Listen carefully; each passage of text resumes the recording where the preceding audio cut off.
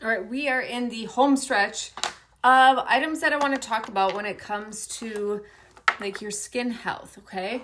This one oftentimes gets looked over, but it's like one of the most important things that I think that we should be doing, and that's taking care of our lips, okay?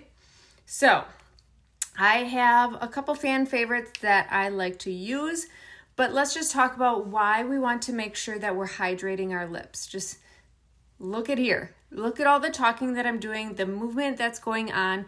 Of course, as we age, we are going to start to get fine lines and wrinkles around our mouth area. Our lips also, like whether we're sucking on a straw or drinking from a cup or having dinner out in the sun and maybe getting a little bit too much sun on our lips, like different elements are going to dry out your lips over time, causing cracking, flaking, fine lines, tears, you name it. So I think it's super important, just like putting a moisturizer or balm on your skin at the end of the night, that you do the same with your lips. Same with when we talk about our under eyes. We just want to make sure that we're hydrating and taking care of them. Let me show you a couple of them that I love. So we have the F75 from Oliveda. This is their lip balm. The reason why I absolutely love it, believe me, it doesn't look green when you put it on, but it is not sticky. I will grab this sucker all day long and apply it onto my lips. And at night, I am super liberal, even in going outside of my lip line, because that's where we have all these like fine lines and wrinkles starting to appear.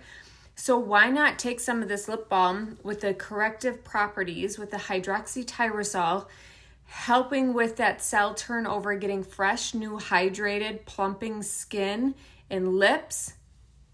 That's why every single night you will find me lathering this on. Usually too, in the morning when I get out of the shower and put on my skincare, my primer, I will come in with this as well because I want to make sure that I'm plumping my lips anytime before I come in and put a type of lip gloss or lip liner or lipstick, anything on. Because if you don't have them primed and plump and hydrated beforehand, that color is not going to stay on when you are applying your makeup. So this is one that I absolutely love. I go through this sucker all the time. So this is probably like my fourth refill because I am super liberal and I use it all the time, but it has that beautiful green coloring to it and corrective properties. Another great one that Saint just released is their lip balm, and it comes into a container that is pretty similar. The Oliveda one's a little bit bigger, more product, but the Saint one is a really great one as well, with the different properties that it has and the silkiness. I don't want to mix the two products and have you get a different look. This isn't as thick, but this is a great one, and it has kind of like a peach and vanilla scent to it. So this is a phenomenal one, especially if you are one that just likes more of a matte lipstick, or if you just come in with a lip liner and you just want a little bit of hydration and you're not looking to get a ton of color or glossiness.